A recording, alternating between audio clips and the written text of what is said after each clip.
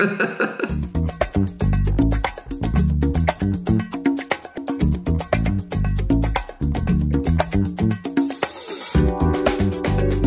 m'appelle David Budziak et je suis donc chef d'équipe d'agent de contrôle depuis un peu plus de 22 ans. J'ai donc débuté à la RATP donc en 1997 en tant qu'agent des gares, donc métier qui consiste à accueillir les voyageurs au sein des gares du RER A. Ensuite, en 99, j'ai intégré donc une équipe de contrôle en tant qu'agent de contrôle. Et en 2013, j'ai donc eu l'occasion de passer chef d'équipe d'agent de contrôle. Un métier très intéressant qui est beaucoup basé sur le relationnel, sur la gestion des conflits. Et donc, on ne s'ennuie pas dans ce métier. Alors mon entreprise, donc c'est la RATP, donc une entreprise d'à peu près 45 000 salariés, donc avec des métiers qui sont très divers, plus de 200 métiers. Donc on a les métiers d'agent des gares, agent de station, les conducteurs de bus, conducteurs de métro, conducteurs de RER, et donc le fameux métier d'agent de contrôle des titres de transport.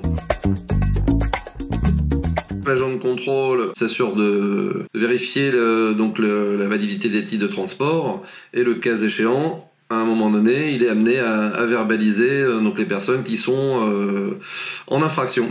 Donc ça c'est le boulot de l'agent de contrôle et donc moi en tant que chef d'équipe d'agent de contrôle, je suis là pour superviser donc la mission de contrôle, faire en sorte d'assurer aussi la sécurité de mes collègues et d'intervenir en cas de gestion, en cas de situation conflictuelle, parce qu'effectivement de temps en temps ça peut être un peu compliqué et le but c'est de faire en sorte que tout se passe bien pour mes collègues et moi et qu'on termine la journée sans trop de difficultés.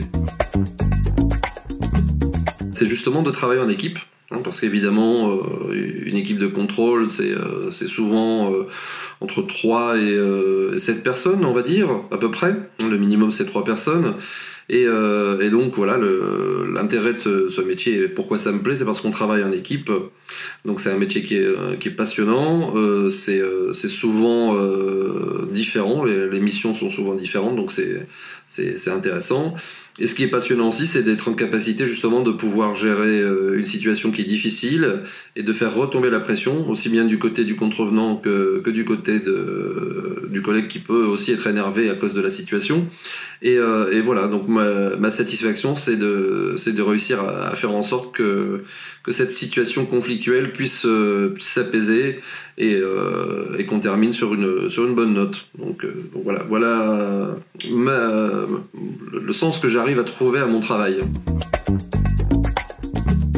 À la RATP, on a des formateurs, on forme directement nos agents au sein de la RATP.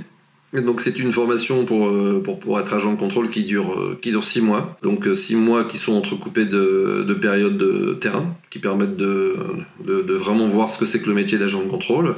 Et au bout de 6 mois, on a une validation qui est faite à l'issue de ces 6 mois pour savoir si on est qualifié ou pas pour être agent de contrôle. Au niveau du salaire, le salaire d'entrée est plutôt autour de 1500-1600 euros. Bon, on a des primes évidemment aussi qui permettent aussi de gonfler un petit peu le salaire. Et après tout dépend du service que l'on effectue, si c'est du matin, de l'après-midi ou de la nuit, parce qu'effectivement on a 3 services, matin, après-midi et nuit, donc avec des horaires différents. Et donc en nuit, effectivement, ça peut aussi déboucher sur des primes supplémentaires, voilà, des primes de nuit. Donc en gros, autour de 1600 euros pour le salaire d'embauche. Alors si j'avais un conseil à donner à une personne qui veut démarrer dans ce métier, c'est déjà d'être convaincu qu'il a un rôle à jouer pour exercer son métier. Parce qu'on on est tous à la recherche du sens que l'on donne à notre métier. Donc effectivement, l'agent de contrôle, il a un rôle à jouer, mais attention à ne pas non plus surjouer ce rôle, parce que le danger, c'est ça reste quand même malgré tout un titre de transport à 2 euros, Et voilà, il ne faut pas non plus aller trop loin et rester dans les prérogatives que l'on a, et pas aller au-delà et ne pas vouloir se donner un rôle qu'on n'a pas. Alors, monsieur et madame Tardelpic ont un fils. Comment s'appelle-t-il? Helmut Tardelpic, évidemment.